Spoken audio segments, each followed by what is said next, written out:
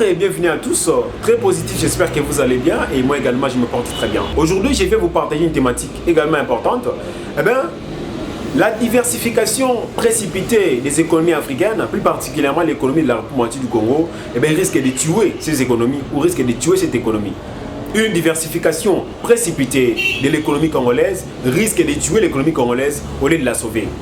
Alors, vous savez qu'aujourd'hui dans le monde entier, beaucoup d'économistes, lorsqu'ils parlent de l'Afrique, ils sont unanimes que l'Afrique, pour qu'elle amorce véritablement la dynamique d'émergence ou encore du développement, il faut nécessairement qu'il y ait une diversification de ces économies.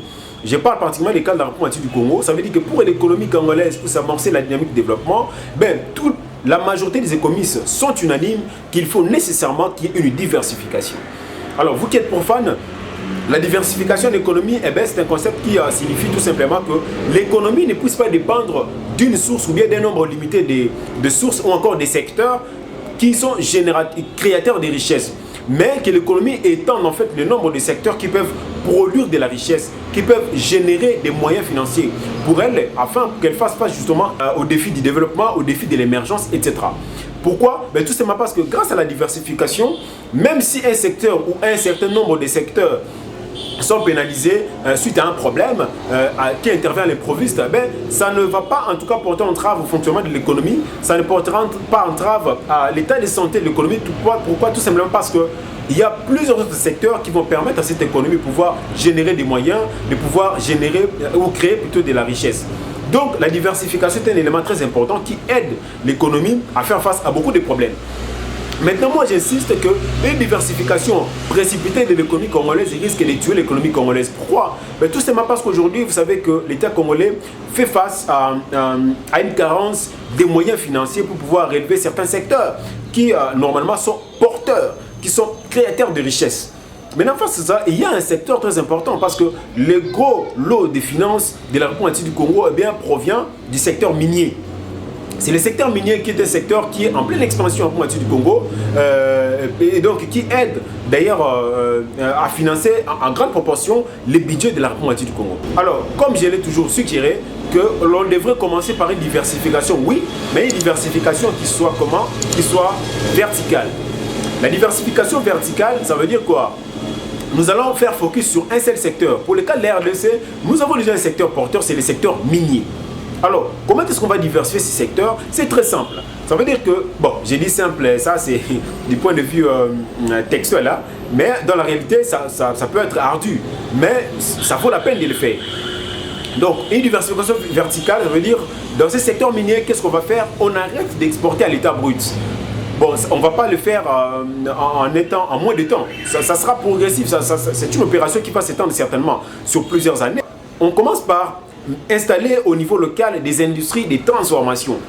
On crée des industries de transformation des métaux lourds que nous extrayons déjà de nos sous-sols. Mais il n'y a pas que ça. Il y a aussi l'élargissement des études d'inspection, des études géologiques pour évaluer l'ensemble des sous-sols congolais. Peut-être qu'on a une possibilité de détecter aussi d'autres gisements de minerais ou de métaux lourds qui se trouvent dans certains endroits de la République du Congo qu'on n'a pas encore découvert aujourd'hui, qui peuvent aussi aider les secteurs miniers. Donc, des études géologiques, on installe au niveau local des industries de transformation. L'installation des industries de transformation va créer une chaîne de valeur. Parce qu'avec ces installations, avec ces industries-là, d'abord on va endiguer une bonne proportion du chômage. On va donner du travail à beaucoup de Congolais. Il y a d'autres industries aussi ou d'autres entreprises qui vont dépendre de cette industrialisation. Parce qu'exemple, les ingénieurs, nos inventeurs vont profiter de ces transformations locales pour, par exemple, renforcer les recherches dans le domaine de la fabrication de batteries avec les lithium aujourd'hui, la fabrication des autos électriques, etc. Donc vous voyez qu'il y aura beaucoup de gens qui vont profiter de cette occasion pour renforcer les recherches, pour innover et inventer davantage. Alors, on va résoudre les problèmes de chômage, on va renforcer aussi les produits intérieurs bruts de la République du Congo parce que produire localement, nous allons exporter à l'état net parce qu'on aura déjà transformé au niveau local. Et lorsqu'on exporte à l'état net, on aura des finances de plus en plus importantes que lorsque nous exportons à l'état brut. Et en plus, nous allons résoudre un problème. Vous savez que le sous-sol congolais est un sous-sol très riche. Et lorsque nous extrayons par exemple les métaux lourds de nos sous-sols, dans ces concentrations, d'après les études qui ont été menées récemment, c'est que dans ces concentrations, il n'y a pas que un seul métal, l'eau. Il y a aussi d'autres concentrations à l'intérieur. Exemple, lorsqu'on exporte les cuivres à l'état brut, nous pensons que dans ces exportations, il n'y a que le cuivre à l'intérieur de ces concentrations. Pourtant, lorsqu'on analyse bien dans la profondeur, vous allez vous rendre compte que dans ces concentrations, vous allez trouver d'autres concentrations aussi, des cobalt, d'un peu de zinc, etc. Donc, nous allons résoudre ces problèmes-là. Alors, lorsque l'État va se rendre compte qu'effectivement, l'état de santé de l'économie est à l'état normal, qu'est-ce qu'on va faire? On va maintenant faire focus sur d'autres secteurs. Pendant que nous serons en train de réfléchir sur comment développer ces secteurs-là, nous allons aussi faire focus sur d'autres secteurs, voir comment est-ce que nous pouvons développer d'autres secteurs. Parce que les autres secteurs en Coupe du Congo, ce sont des secteurs qui fonctionnent. Mais malheureusement, le quota de production est tellement faible qu'on n'est même pas en mesure de répondre à la demande intérieure et a fortiori à la demande extérieure. Vous voyez que ça sera impossible. Donc, je propose une diversification verticale. On repose sur les secteurs miniers. On essaie de développer ces secteurs-là avec une forte industrialisation, avec la transformation locale pour que nous exportions à l'état net, et ça va résoudre beaucoup de problèmes. Ensuite, ça suivra justement la diversification horizontale qui va s'étendre sur plusieurs autres secteurs de la vie nationale. Voilà ce que j'avais à vous partager aujourd'hui. Si vous trouvez que ce condensé ne vous suffit pas, ou vous trouvez qu'il y a des insuffisances, eh bien, je suis prêt pour le débat, je suis prêt pour répondre à vos préoccupations.